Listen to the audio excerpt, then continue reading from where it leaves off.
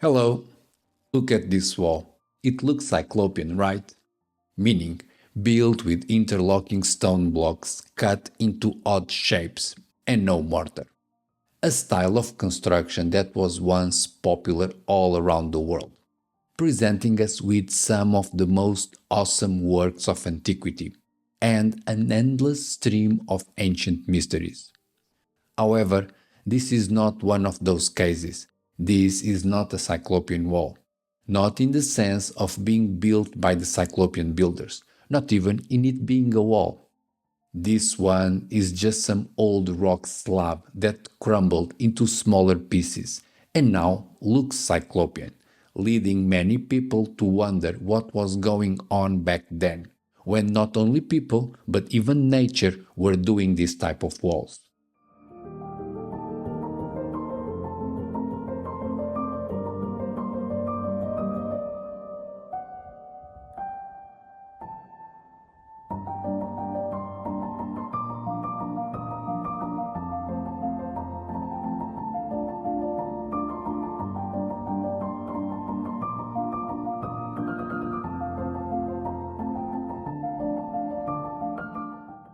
Today's wall is in Algeria, northern Africa, in a place called Sur Ujel, some 300 kilometers away from anywhere we'd known, presenting us with a kaleidoscopic dilemma to try and sort out.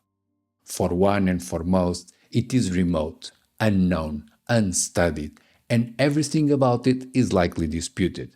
There is not a single piece of proper documentation about the site, leaving us just guessing.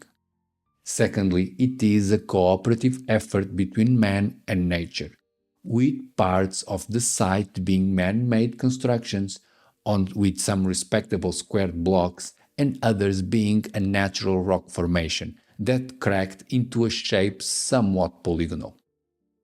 Third, everything seems to be older than the Romans or even the Carthaginians, who went around the area and built cities and stuff, but never really commented about this wall, nor the people that made the enclosure around it. Fourth, the region should have Cyclopean walls, those man-made structures that are to be found in all places around the world, because Algeria is just a stone thrown away from the Cyclopean Convention Center in southern Europe, and thus has good reason for having Cyclopean walls in there. And finally, in 5, this thing is nothing like a proper Cyclopean wall. It is not facing an embankment, nor it is double-faced, filled with gravel in between. It does not create an acropolis, nor a tower, and is totally isolated, just a one-off case, thus not sharing any of the details we commonly call Cyclopean.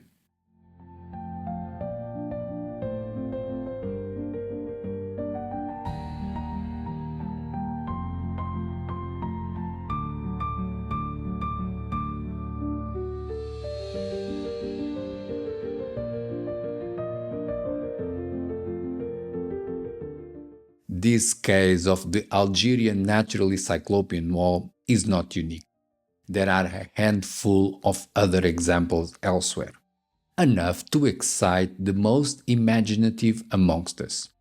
Let's make a detour around some of the almost famous apparently Cyclopean stone pilings that are most likely a natural phenomenon. There's the Sage Wall in Montana, that gets the biggest YouTube coverage of the genre, mostly because it is in America, and we know aliens only visit the USA. And also, it has large blocks that seem too perfect to have been boiled in some lava pit.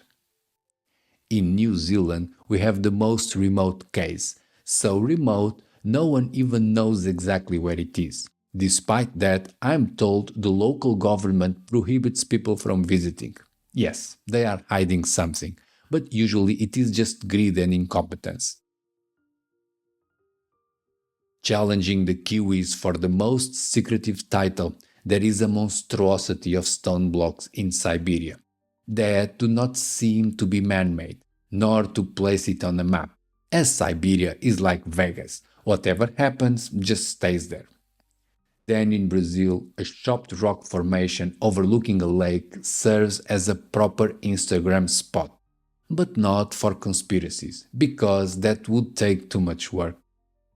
And I guess there are more cases. All of them we are assured by lab coats that had no work done and were just born with big boulders that way. Just good rock genes, I guess. On the other hand of the spectrum, people love to look at these sites and picture the boulders from an angle they seem nicer, making us wonder or desire for some man made action. Regardless of what I wish, I tend to think the natural cyclops are a fluke of nature and not the product of any ancient lost construction talent. Similar to those other cases of hammers and wheels and stairs covered in rock processes, geologists swear would take millions of years to complete. But in reality, they did not. Nature works in mysterious ways, even if experts like to pretend it does not.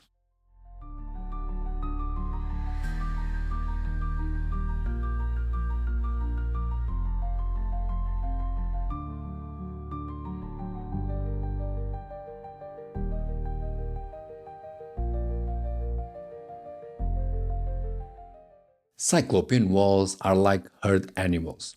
They come up in packs, existing in high concentrations in small areas, because they are a cultural product like this. Building polygonal walls, assembling odd-shaped stones one to fit the another without mortar is far from an obvious choice. Mortar is a much older invention, and dispensing with it makes construction harder. Furthermore, chopping each block in a way that fits with the existing slot in a wall is time consuming, because each stone has to be worked at a time, only after the previous one is in place. Additionally, there is no immediate benefit for all that extra work. The added resistance will only be apparent in case of a flood or earthquake, events that are not imminent. All these point out to knowledge that needs to be transmitted from one builder to the other. And also, if a group of people commits to build important stuff like massive structures in a particular way, whatever that might be, that is by definition a cultural trait.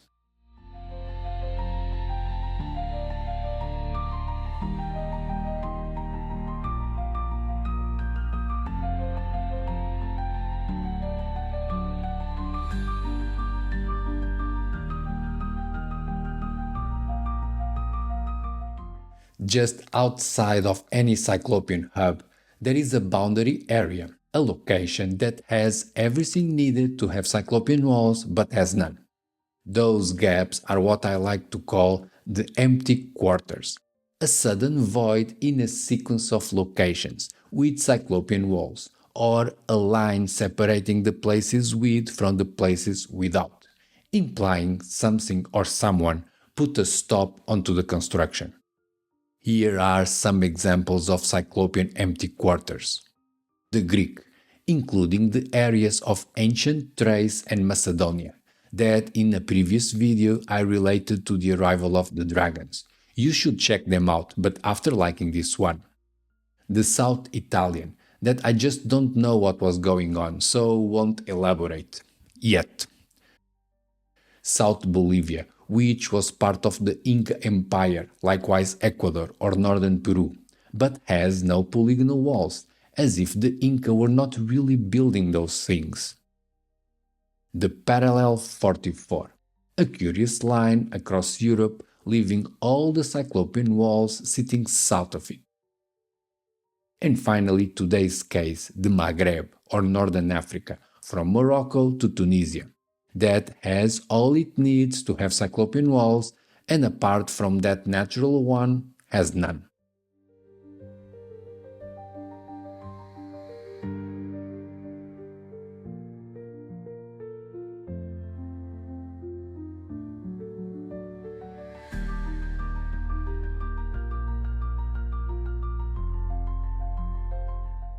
The Cyclopean empty quarter in the Maghreb is a very large area, with a similar climate to Spain, and easy access to Cyclopean builders. Cyclopean works are to be found in many Mediterranean islands, up to Pantelleria, that is so close to Africa it is visible from Tunisia, or vice versa. Likewise, the Maghreb was occupied by the same people that are said to be, if not building, at least influencing the construction of polygonal masonry, or at bare minimum just living amongst those walls. That's the case of the Romans and the Carthaginians. Mostly the Carthaginians, that based a whole empire in the region but never built Cyclopean walls. This is relevant because the Carthaginians are Phoenicians, coming from the Levant, where we can find some brutal Cyclopean works of an impressive style with massive boulders. However, when they settled in Africa, they left us no Cyclopean works. The only reasonable explanation for the Phoenicians not replicating in Carthage the mega block constructions they were living around in the Levant is that those works are older than the Phoenicians themselves, which poses a problem, although not for me, for mainstream academics. The Phoenicians settled shop in northern Africa in the late Bronze Age, 1100 BC, and prior in the Levant just 1 century earlier, in 1200 BC. Thus, if they were in fact the builders of the big blocks back in Lebanon, they should also bless the stones down in Africa.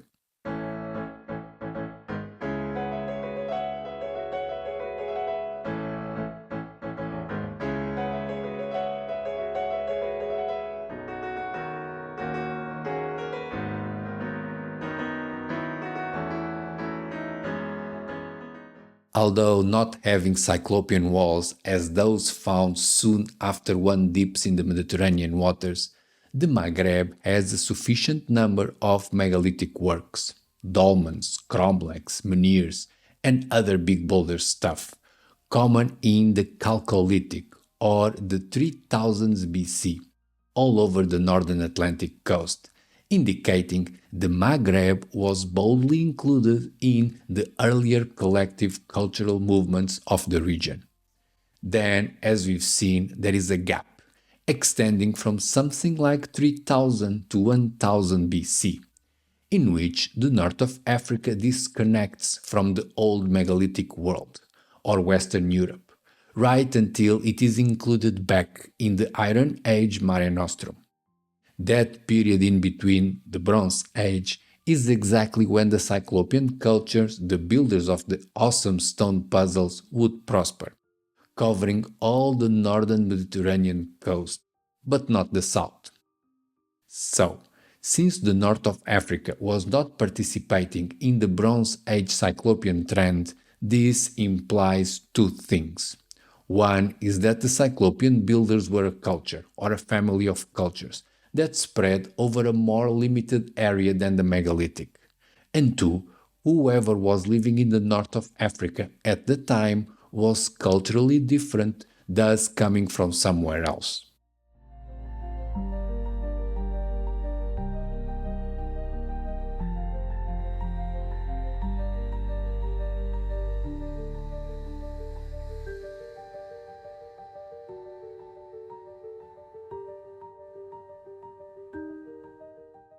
The apparent exception to the absence of Cyclopean works in the north of Africa is that rock formation that looks like a wall.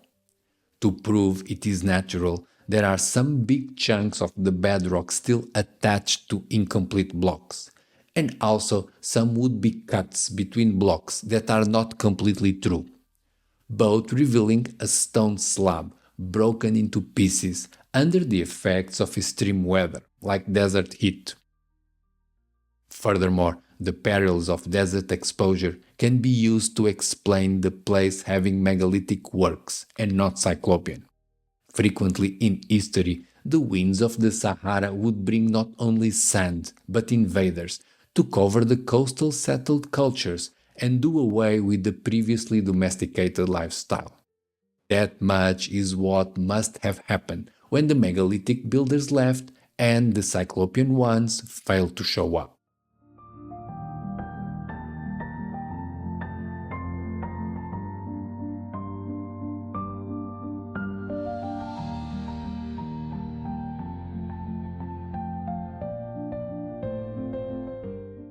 Confused yet?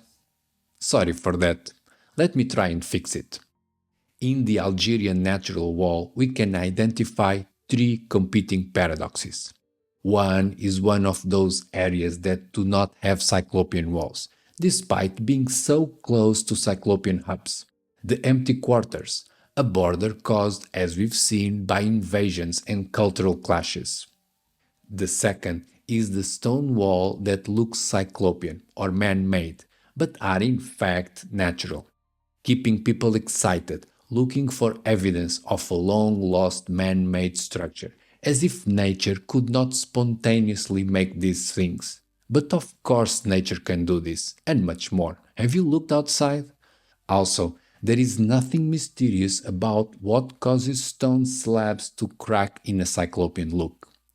All it takes to see nature imitating the Cyclops is a dry puddle of mud, with the usual surface cracking in polygonal fashion. Now that we know that nature is not copying man in the Cyclopean walls, the third paradox is, could it be otherwise? Could man be copying nature? They could, but I don't think they were, not in this case. Since natural surfaces crack in polygonal style, it seems that the polygonal arrangement would be fragile. After all, this is the result of some damage. Thus, who could tell that the same pattern, similar to a cracked surface, would be exceptionally resistant? Who could say that polygonal style, when applied to fitted stone blocks in a wall, is anti-fragile? There's a big leap in understanding from observing something naturally breaking into deducing that the broken shapes are now stronger than the whole, making me wonder if the Cyclopean builders did not have some supernatural inspiration.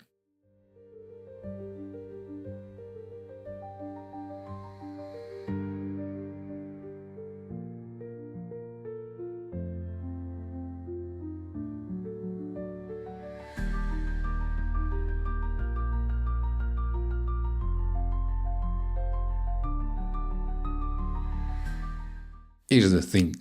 On this topic, and as a matter of principle, I follow some lame variation of Occam's razor, in which the most mundane explanation is closest to the truth. Boring as it is, I just can't find a stronger case to be made than those cracked stone formation looking like Cyclopean walls are just another of the daily spectacles nature presents us, and we just don't notice, for being distracted, often by some kind of mild deception. Either by academics that pretend to know everything and never have any doubts about what happened thousands of years ago, or by the clickbait experts who came up with the craziest theories, often hiding some of the less flattering sides of the dividing wall. Two groups that, different as they are, often engage in a strange feedback loop, whereas the strictest dogmas feed the wildest imagination, as we'll see next, going all megalithic to move the big boulders.